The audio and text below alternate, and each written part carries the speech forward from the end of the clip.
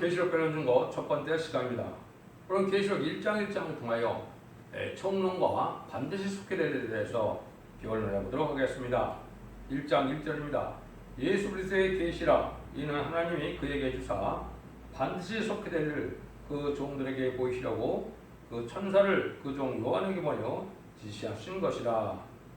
계시록에 대한 부분은 이제 아주 중요한 말씀이 되겠죠. 본래의 뜻을 생각한다면 감춰진 일들을 드러내서 알려주는 것이 계시라 이렇게 볼 수가 있죠. 이 계시는 하나님의 계시이기 때문에 하나님이 알려주지 않으면 바로 알 수가 없겠죠. 그런데 하나님께서 이거 예수 그리스도를 통해서 천사를 통해서 사도 요한을 통해서 주신 이 계시의 말씀은 인간의 지식이나 머리는 사실은 풀 수가 없죠. 하나님의 지혜와 지식은 또 하나님의 신의 역사로 된 것이기 때문에 하나님의 신을 받은 자가 풀 수 있는 내용인데, 계시록은 그러면 왜 주셨느냐, 이것도 중요한 목적이 있겠죠. 근데 이것은 인간 종말의 대리를 통해서 하나님의 뜻을 이루는 데 있어서 세상을 심판하고 에덴 동산을 회복시켜주는 데 있어서 없어서는 안 될 말씀을 계시로 알려준 것이다, 이렇게 볼 수가 있죠. 그래서 하나님께서 언제나 시대를 따라서, 시대적인 법을 따라서, 시대적인 사명들을 따라서 구원의 섭리를 이루시다가 인간 종말에는 환란적인 심판날에 이제는 합당한 자들에게는 복을 주게 되고 합당치 않고 순종치 않은 자들에게는 화를 받는 이런 때, 환란적인 날에 사는 비밀, 복받는 비밀을 알려주기 위해서 계시록을 줬다, 이렇게 볼 수가 있겠죠. 그래서 심판계는 예언의 말씀을 읽고 듣고 지키는 자가 복이 있다는 말씀들은 이 표현을 듣고 순종할 때는 원죄와 잡은 일을 다 해결받게 하셔서 이제는 죄인 일을 영접함으로 새 시대에 축복을 주시고자 하는 것이 죽고 싶어하는 하나님의 사랑을 이 땅에 이루는 일이다, 이렇게 볼 수가 있습니다. 그러면 이 계시록에는 이제 네 가지 요소로 되어 있다, 이렇게 볼 수가 있는데요. 7개가 등장하거든요. 7개 된 편지는 재림들을 영접할 신앙 노선이 무엇이냐, 첫 대개의 신앙 표준 노선을 가르쳐줬다, 이렇게 볼 수가 있고, 또 첫 대개가 어떻게 나오느냐, 또 그 비밀이 숨겨져 있다 볼 수가 있고, 또 이기는 자에게는 에덴권의 축복과 세세 왕권의 축복을 다시 찾아주는 것을 목적으로 하는 말씀이다, 이렇게 볼 수가 있겠죠.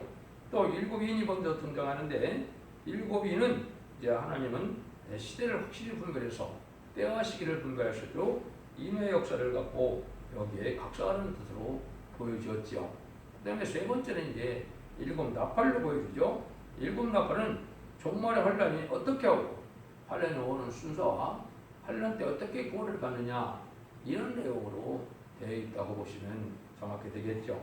네 번째는 7 대접은 이 예언의 말씀을 읽고 듣고 지켜야 되는데, 여기 순종치 않고 환란에 빠져서 심승의 표를 받은 자들이 어떻게 심판을 받을 것이냐, 대접장의 심판과 아마겟돈 전쟁으로 강하게 되는 사실을 말씀하셨다, 이렇게 볼 수가 있습니다. 그래서 인간 중간에는 이 말씀을 듣고 지키는 자에게는 살아날 수 없다는 것을 말씀하시죠. 그다음에 이제 여러분이 아시는 것처럼 예수님의 가장 사랑을 받는 사도 요한이 이 계시록을 썼죠. 이 계시록을 쓴 것은 아까 된 것처럼 재림이들을 영접하기 위한 이러한 말씀이기 때문에 주셨는데, 천리미들을 영접할 요한이지요.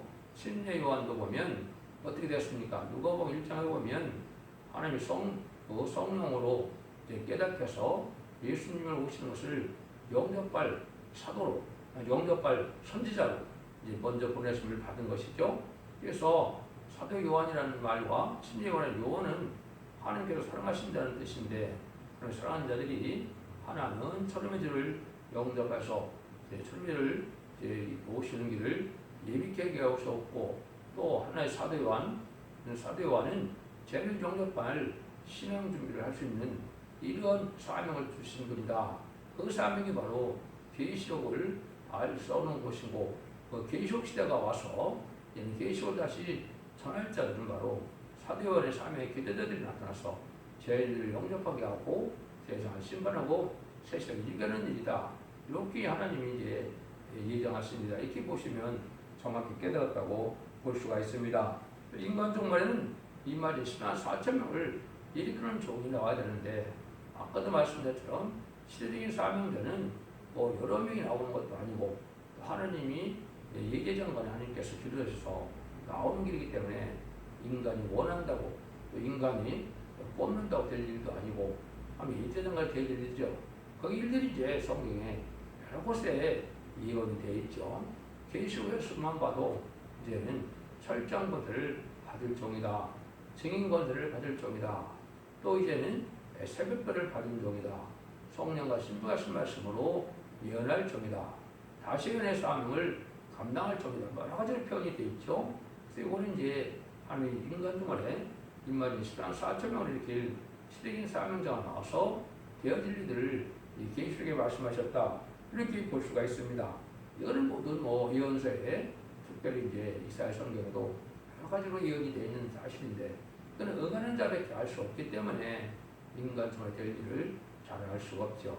그 내용이 또 대부분은 스가랴 성경에 20세기까지는 이루어지지 않고 21세기 이후로 이루어지는 스가랴 성경 또한 많은 예언이 있기 때문에 이건 인간들이 다 알 수가 없는 것이고 계시록 자체는 또한 성경의 예언서의 비밀을 발견하는 목적으로 주신 거기 때문에 예언서를 알지 못하고 계시록을 온전히 증거할 수 없는 것이고 또 계시록을 모르고 예언서를 완전히 증거할 수 없는 이런 비밀의 관계가 있습니다. 그래서 이걸 하나님께서 하시는 방법이 이제는 하나님 원하는 자를 통하여 하나님 섭리를 이루는데 이제는 예수님께서는 십자가에 들어가심으로 사망 권세를 이기시고 이제는 사명을 12사도에 맡기고 들어가셨죠.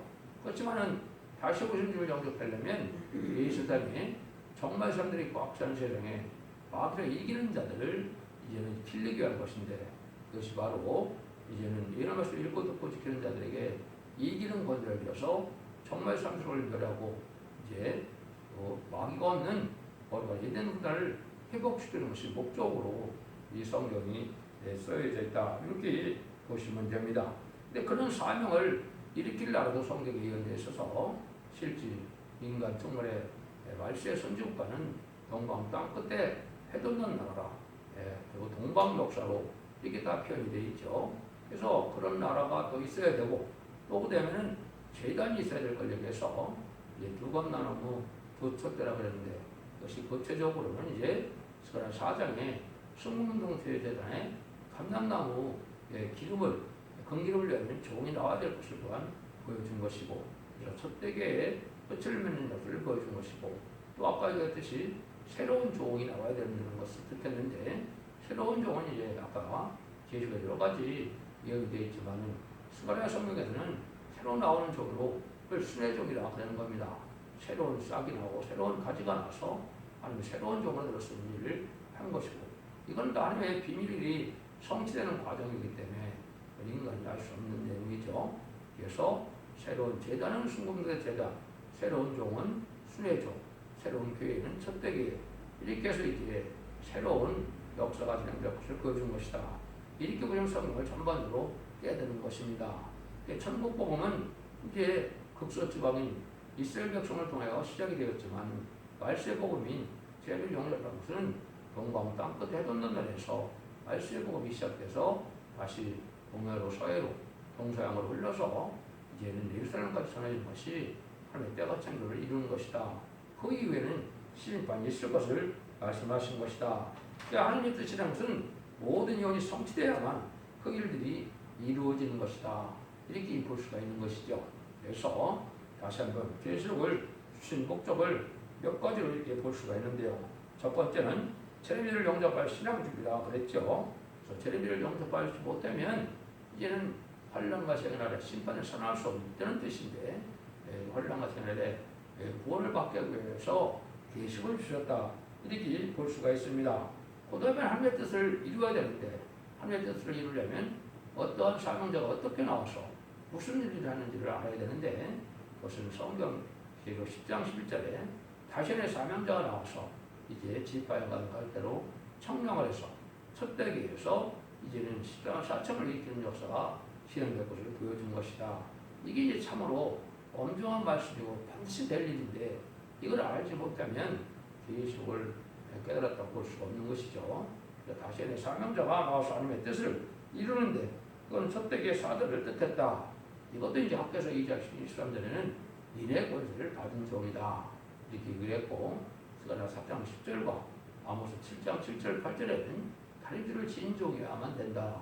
하나님 인정한 성경을 완전히 역사로 증거할 수 있는 종인데, 그 성경의 증거는 아까도 말씀드린 것처럼 예언서 계시록을 동시에 증거할 수 있어야 완전별을 이루는 것이지, 계시록만 전해가고는 완전별을 이룰 수 없다는 사실을 우리가 또한 알 수가 있습니다. 그래서 사명자를 이렇게 일으키는 일이고, 또 한 가지는 이제 하나님의 비밀은 모든 예언서에 있다고 10장 7절에 말씀하셨는데, 그 예언의 비밀을 다 바로 증거하기 위해서 그 비밀대로 심판하고 구하는 역사인데, 하나님의 비밀은 죽지 않고 쇠쇠하고 귀하고 변화성 전하여 이된 동안의 축복을 받게 하는 하나님의 비밀을 말씀하시는 거거든요.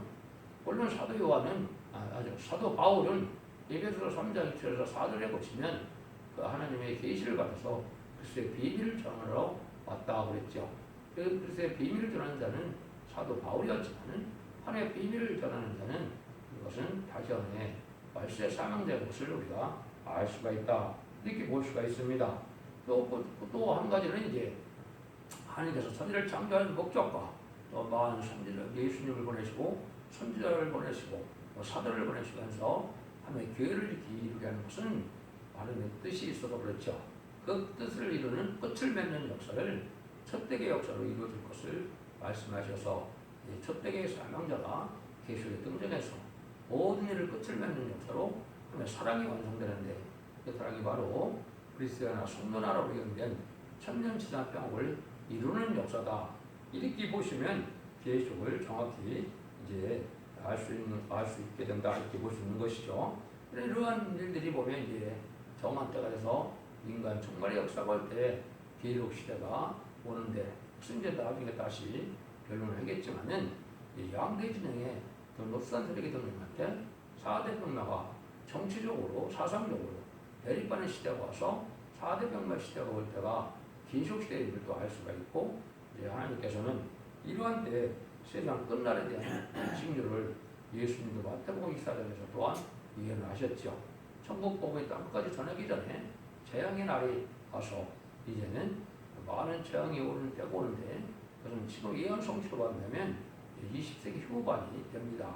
그래서 이럴 때 이제 계시록 시대가 본격적으로 와서 계시록을 알려주는 역사가 진행돼서 전 세계 알리고 난 다음에 그대로 심판하는 것이 마지막 하늘의 천삼자만의 역사다 이렇게 볼 수 있습니다. 천삼자만의 알과 축전을 가르는 역사가 마지막 살리는 구원의 역사이기 때문에 천삼년의 역사를 종이 예비되기 위해서는 예언 계시록을 반드시 꿀같이 먹고 전할 수 있는 종이 나와야 된다는 사실을 또한 알아야 된다 이 말입니다. 또 세상적인 종말은 이제 5대 강국, 4대 강국이 나올 때가 세상 종말이라는 걸 또 예언에 많이 말씀하셨는데, 이건 2차 대전 이후에 보면 그런 일이 벌어졌죠.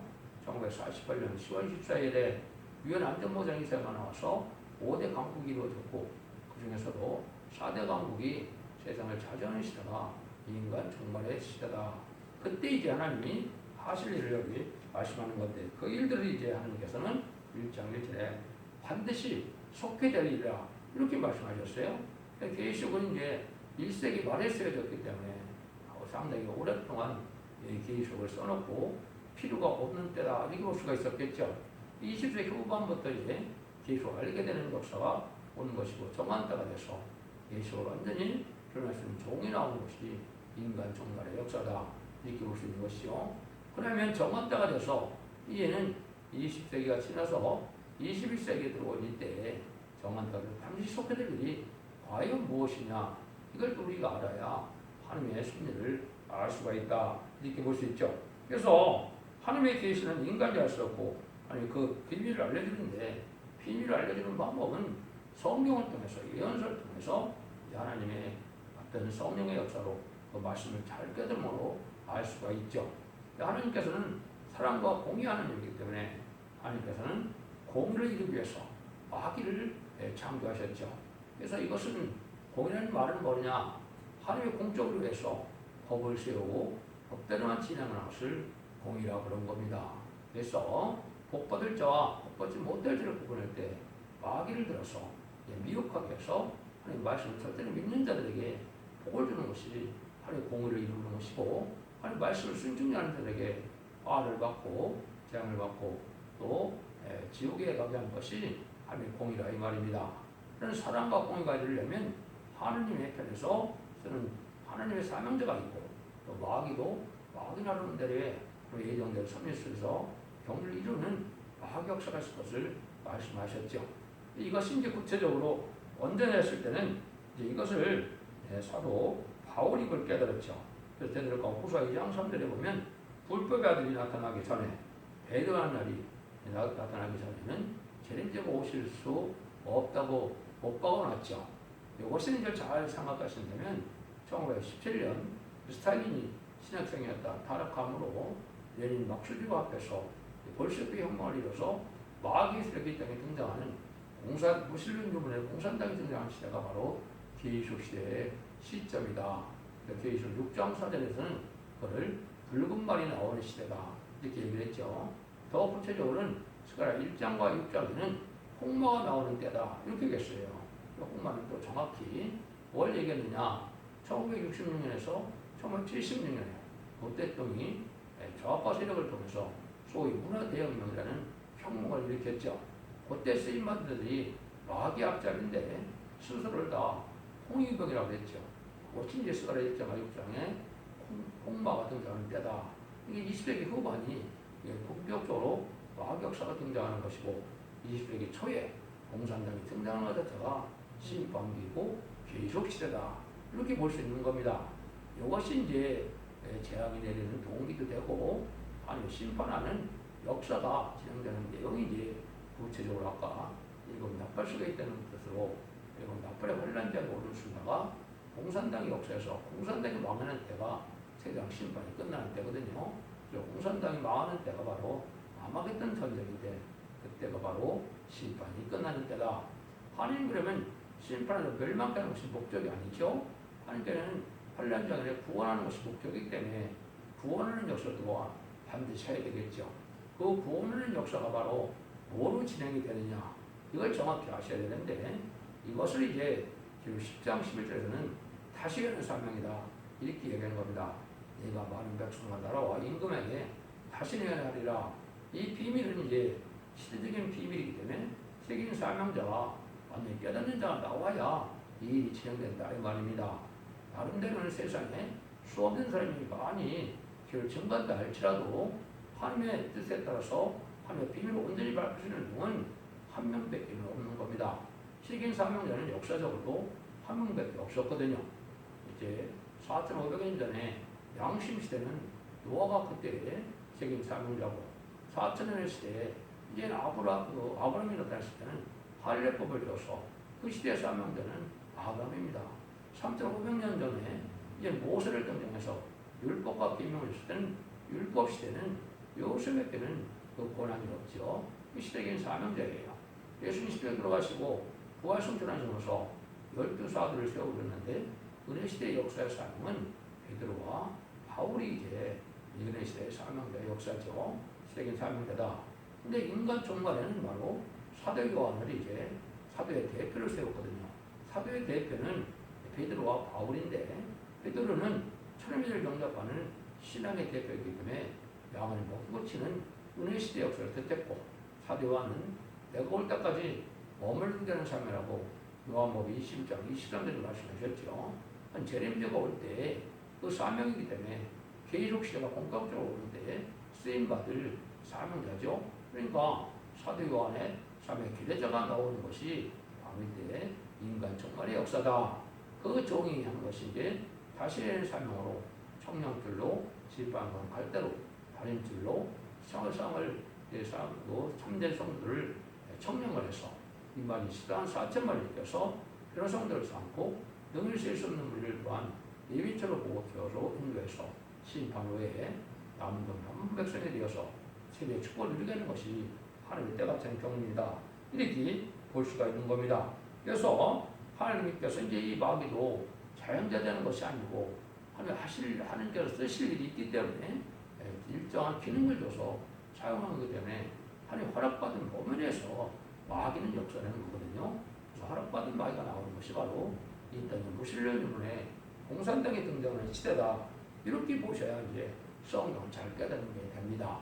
그래서 불법의 아들, 멸망의 아들이다. 이렇게 묘했는데 이게 이제 적그리스도라 해서 지금 다시 그런 사람이 나타날 거라고 자꾸 생각하고 있는데 일반 기독교에서는 그렇지 않습니다. 그럼 적그리스도는 후 3년 만에 이스라엘을 통치할 마지막 패권 국가의 지도자를 말하는데 그 지도자는 아마 수호련이 될 것입니다. 그리고 17장에는 이국에 속한 자인데 8째 왕으로 묘사가 되는데 그는 공산당 세력밖에는 악의 세력이었거든요. 그만큼 큰 악의 세력이 없기 때문에 공산당 세력이 3차 세계대전 이후에 이제는 세상을 다스릴 세력의 패권자가 적그리스도인데 엉뚱한 생각을 해서 혼선을 주는 것이 이 시대에 계시고 전하는 자들의 참으로 혼선이다. 이렇게 볼 수 있습니다. 그 다음에 하나님께서는 아까 했듯이 다시는 사명자로 말세의 복음을 다시 전하는 것은 예언서 계시록의 17권의 예언서가 계시록의 내용을 하나님의 뜻대로 맞게 전 세계에 알리는 역사인데 이것이 이제 심판의 기준이 되는 변론의 해석이기 때문에 그걸 다림질이라 이렇게 표현한 겁니다. 그러니까 각자가 예언서기를 전달해서 하나님이 인정할 만한 그러한 지식은 아니겠죠. 그러니까 어느 격파, 어느 교단, 어느 종을 중심할 것이냐가 중요하죠. 이 초급배적인 역사로 새로운 사명자라는 말씀을 제가 말씀을 드렸죠. 그건 구체적으로 예언이 성취되는 과정에서 인간용으로 들었을 마지막 사명자가 나타나는데 그 사명자는 사도 요한의 삶에 기대되다. 이렇게 이제 해석해 받아들이는 것이 가장 합법적으로 잘 받아들이는 내용이 됩니다. 그 종이야 예언이 성취되는 과정에 응답받는 거기 때문에 그 응답받는 종은 한 종밖에 없기 때문에 다른 사람이 알 수가 없지요. 그래서 이것은 인간용어의 열매로 나타났는데 삼삼자간의 완전 변론의 말씀으로 변론 관계를 맡고 통해서 온 세상에 전해되고 사랑의 변론의 공부를 하고 난 다음에는 변론대로 심판하고 변론대로 구원하고 변론대로 축복을 줄 것을 하나님이 예정하시는 것이거든요. 그러니까 마지막 하늘에 부흥의 역사를 진행할 종의 대표를 당신의 대표라 이렇게 말씀하는 겁니다. 이것은 자꾸 말씀드리지만 인간이 원한다고 되는 것도 아니고 인간이 구한다고 되는 것도 아닙니다. 세계인 사명자에게서 예전에 들어쓰는 종이 하나님의 주권에 있는 거기 때문에 인간은 판단할 수가 없고 그 나타나는 열매로 알 수 있는 것인데 그는 성령에 속한 자들은 알게 되는 것이고 진리에 속하지 않고 성령에 속한 자지 못한 자들은 알 수 없는 일이 되겠죠. 그러니까 하나님의 말씀을 잘 순종하는 백성과 종들이 돼야 이 말씀을 잘 깨달아서 마지막 주구장 하나님의 복을 받게 된다 이 말입니다. 그래서 진리의 대표적인 이런 종이 나오고 그다음에는 장으로 땅을 치는 것으로서 이걸 이제 증인문이라고 그러는데 세상 하늘곳의 땅의 것을 다을로 받고 나오는 것이고 이 종은 또 하나님의 진면의 대행자가 되고 또 심판 예수님의 대행자가 되기 때문에 하나님 놀라운 권세 능력을 줘서 역사의 종으로 이제 11장에 또한 예언이 되어 있죠. 그것을 철장과 믿어 받은 종이다 이렇게 얘기했죠. 그 다음에는 이제 그런 일을 완전한 첫대계가 등장하게 된다. 완전 변론의 역사가 있어서 모든 예언서의 것을 서변찮은 부분 하나도 없이 다 전할 수 있는 이런 종이 돼야만 첫대 역사가 있거든요. 지금 많은 탈선된 자나 또 이방 종자나 또 많은 잘못된 교회들이 참 많은데 이것은 하나님께 받은 진정한 사명자가 아니기 때문에 그 사명을 온전히 감당하지 못하고 그것은 가라지를 먼저 볶는 그런 사명을 감당한 것이다. 이렇게 보시면 됩니다. 참종이라면 알과 축종을 다룰 때 알고를 모아야 되죠. 신앙의 정도는 인마진 14,000명이 나오는 재단이고 인마진 14,000명이 나오는 재단이 첫대교회고 그것이 알고를 모으는 교회다 이렇게 볼 수 있거든요. 마지막 때 이 예언의 말씀을 읽고 듣고 지키지 않고 순종치 않으면 바벨교회가 돼서 마귀의 미혹을 받아서 하늘에 빠짐으로 하늘에 빠진 자는 심승의 표를 받게 되고 심승의 표를 받은 자들은 대접장의 권한을 받고 아마겟돈 때 참멸을 당하는 것이 심판의 방법인 것입니다. 그 예언의 말씀이 모두가 다 이루어져서 하나님이 이제 죽지 않고 색색하고 주의 변을 성천하여 남은 남은 백성으로 천년수상평을 이 땅에 이루었어. 예수님이 만행으로 다른 시대를 이루는 것이 모든 계시록과 예언서의 목적이다. 이렇게 이것은 정확히 깨달은 것이 되는 겁니다. 앞으로 이제 한 150여 차례에 있어 모든 예언서 계시록을 다시 증거하게 되는데요. 여러분들 이 말씀을 잘 순종하여 질질 담론으로 원죄 자원죄를 가려서 다섯 만대 축복을 이루는 복된 종들과 성도님들이 다 되시기를 예수님의 이름으로 간절히 축원드립니다. 아멘.